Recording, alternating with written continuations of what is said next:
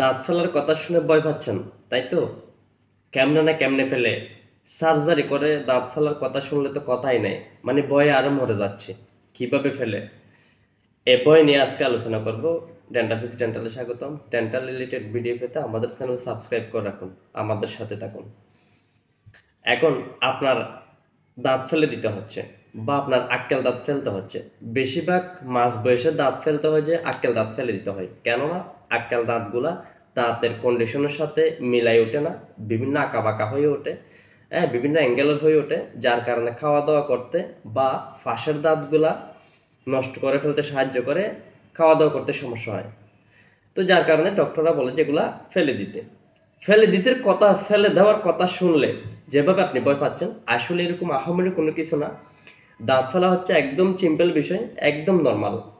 এখানে একটা কথা হচ্ছে, আক্কেল দাঁত বেশিরভাগই থাকে যে মারের ভিতরে হচ্ছে উপরের যে এফেক্টস আছে, যে উইজডম আছে, যে এনামেল অংশটা আছে, এটা যথোপযুক্ত ধরার মতো বাউন্ডারি থাকে না, ফোর্স দিয়ে তোলার মতো স্পেস থাকে না, এরিয়া থাকে না, বেশিরভাগই থাকে মাড়ির ভিতরে। যার কারণে মাড়িটা একটু সরাই বা কেটে দাঁতটা বের করতে হয়। ঠিক আছে, একদম সিম্পল। এই কথা শুনলে আরো ভয় পাই। ঠিক আছে, কেমনে না কেমনে ফেলে, কি প্রসিডিউর, কেমন হতে পারে, রিয়াকশন কেমন, এরকম কোনো কিছু না, একদম সিম্পল জিনিস। সর্বপ্রথম আপনাকে একটু অবশ করা হবে অ্যানেস্থেসিয়া দিয়ে। অবশ করার সময় পিঁপড়া কামড় দিয়েছে যে সম পরিমাণ ব্যথা, ঠিক সে সম পরিমাণ ব্যথা পাবেন একটু করে, জাস্ট অবশ করার সময়, সুইটা ঢোকার সময়, জাস্ট এইটুকু, আর কোনো ব্যথা নাই। এরপর আপনার যে এরিয়াতে অবশ করার জন্য অ্যানেস্থেসিয়া দেওয়া হয়েছে সেটা অবশ হবে। অবশ হওয়ার পর একটু একটু বারবার লাগবে, আপনার ফোলা লাগবে, ফুলবে না মনে হবে যে, কিন্তু বারবারটা ঠিক আছে, একটু অবশ হবে। ঠিক আছে, তারপর ডক্টর প্রয়োজনীয় এক্সট্রাকশন ইনস্ট্রুমেন্টস দিয়ে আপনার দাঁতটা ফেলে দেওয়া হবে। যদি একটু কাটা লাগে কাটবে, ঠিক আছে, যদি একটু বেশি কাটা লাগে সেক্ষেত্রে একটু সেলাই দেওয়া হয়, যেগুলো আপনি একদম বুঝবেনও না, টেরও পাবেন না। জাস্ট দাঁতটা তোলার সময় একটু চাপ লাগবে। চাপ বলতে কিরকম, যেভাবে এভাবে চাপ দে, সিমটি না, সিমটি দিলে তো ব্যথা পাবেন, চাপ দিলে তো ব্যথা হয় না, এটা অনুভব হবে। এই যে চাপটা লাগবে, হালকা একটু অনুভব হবে, দাঁতটা তোলা হয়েছে। এরপর আপনাকে একটু সেলাই দেওয়া হবে, একদম নর্মাল প্রসিডিওর, সিম্পল জিনিস। সেলাই দেবে যেগুলো আপনি বুঝবেন না। ঠিক আছে, এটা 3-4 ঘন্টা আপনাকে অ্যানেস্থেসিয়া দেওয়া হয়েছে, সেটার অ্যাকশন 3-4 ঘন্টা থাকবে, 3-4 ঘন্টা অবশ থাকবে। ফেলে দেওয়ার পর আপনাকে একটু সেলাই দেওয়া হবে।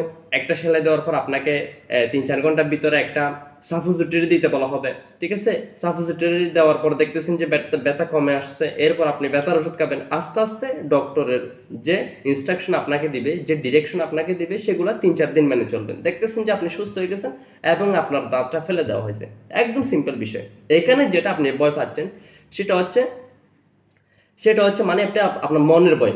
যদি আপনি মানসিক দিক দিয়ে দুর্বল হন, আপনার মন মানসিকতা চিন্তাধারা যদি দুর্বল হয়, ফিজিক্যালি যদি আপনি ভয় পান, ঘাবড়ে যান, সেক্ষেত্রে উল্টা আপনারই সমস্যা হবে।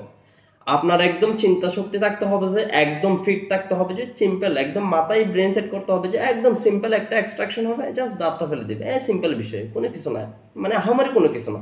মানে এভাবে একটা প্রিপারেশন নিয়ে, প্রস্তুতি নিয়ে আপনার থাকতে হবে।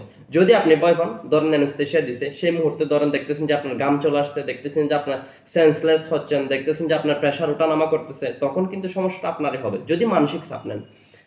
সো উইথাউট মানসিক চাপ, কোনো চাপ নেওয়া যাবে না, একদম সিম্পল স্বতঃস্ফূর্তভাবে আপনি ট্রিটমেন্টটা নেবেন এবং ডক্টরকে সাহস দিবেন। দেখতেছেন যে যত বেশি আপনি এক্সপার্ট, যত বেশি আপনার মন মানসিকতা শক্ত, যত বেশি আপনি এই যে একটা কনফিডেন্টলি যে এই যে এই ট্রিটমেন্টটা নেবেন, দেখতেছেন যে আপনার এক্সট্রাকশনটা ততই সাকসেস, আপনার সার্জারিটা ততই সাকসেস, আপনার অপারেশনটা ততই সাকসেস।